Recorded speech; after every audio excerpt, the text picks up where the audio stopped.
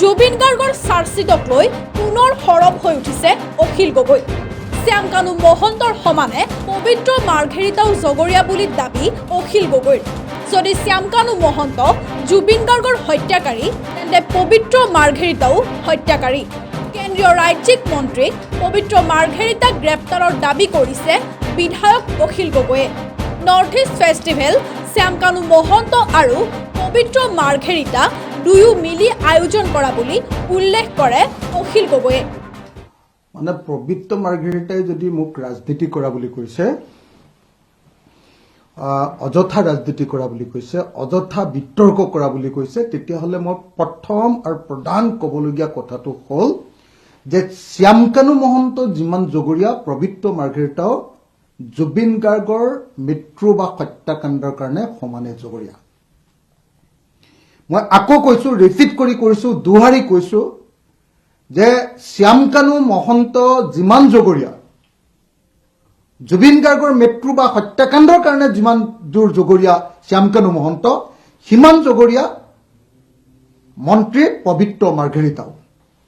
যদি শ্যাম কানু মহন্ত জুবিন গাৰ্গৰ মৃত্যুৰ হত্যাকাণ্ডৰ হত্যাকাৰী হয়, তেতিয়াহ'লে পবিত্ৰ মাৰ্ঘেৰিটাও সেই একে হত্যাকাণ্ডৰ হত্যাকাৰী হ'ব।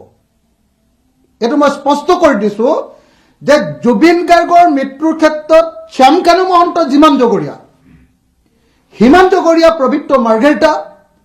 যদি শ্যাম কানু মহন্ত হত্যাকাৰী হয়, তেতিয়াহ'লে পবিত্ৰ মাৰ্ঘেৰিটাও জুবিন গাৰ্গৰ হত্যাকাৰী হ'ব। আপোনালোকে সকলোৱে জানে যে ছিংগাপুৰত যি নৰ্থ ইষ্ট ফেষ্টিভেল পাতিছিলে, সেই নৰ্থ ইষ্ট ফেষ্টিভেল আয়োজন কৰিছিলে দুটা সংস্থাই। এটা হ'ল ভাৰত চৰকাৰৰ আপোনাৰ বৰ্হিৰ পৰিক্ৰমা বিভাগৰ বিভাগ, আৰু আনটো হ'ল নৰ্থ ইষ্ট ফেষ্টিভেল। এতিয়া নৰ্থ ইষ্ট ফেষ্টিভেলৰ প্ৰধান শ্যাম কানু মহন্তক গ্ৰেপ্তাৰ কৰিলে, কিন্তু আপোনাৰ এক্সটাৰ্নেল এফেয়াৰ্ছ মিনিষ্টাৰ যি গোটেই প্ৰগ্ৰেমটো উদ্যোগ লৈছিলে, সেই কিন্তু পবিত্ৰ মাৰ্ঘেৰিটাক গ্ৰেপ্তাৰ নকৰিলে। যদি শ্যাম কানু মহন্তক সঁচাকৈ গ্ৰেপ্তাৰ কৰিব লাগে, নিশ্চিতভাৱে পবিত্ৰ মাৰ্ঘেৰিটাকো সমানে গ্ৰেপ্তাৰ কৰিব লাগিব। যদি শ্যাম কানু মহন্ত সঁচাকৈ সেই ঘটনাত নথকাকৈ হত্যাকাৰী হয়, একে হত্যাকাৰী কিন্তু পবিত্ৰ মাৰ্ঘেৰিটাও হ'বই লাগিব। আমি সকলোৱে জানো যে কিবা এটা ঘটনা ঘটিলে, য'ত ঘটনা ঘটে, তাৰ উদ্যোক্তাসকলক গ্ৰেপ্তাৰ কৰাটো প্ৰথম আৰু প্ৰধান কাম। আমি সকলোৱে জানো যে নৰ্থ ইষ্ট ফেষ্টিভেল ছিংগাপুৰত পাতিছিলে পবিত্ৰ মাৰ্ঘেৰিটা আৰু শ্যাম কানু মহন্তই। গতিকে পবিত্ৰ মাৰ্ঘেৰিটা আৰু শ্যাম কানু মহন্ত দুইজনকে গ্ৰেপ্তাৰ কৰাৰ প্ৰয়োজন আছিল, কিন্তু এতিয়ালৈকে শ্যাম কানু মহন্তক গ্ৰেপ্তাৰ কৰিলে, কিন্তু পবিত্ৰ মাৰ্ঘেৰিটাক গ্ৰেপ্তাৰ কৰা নাই।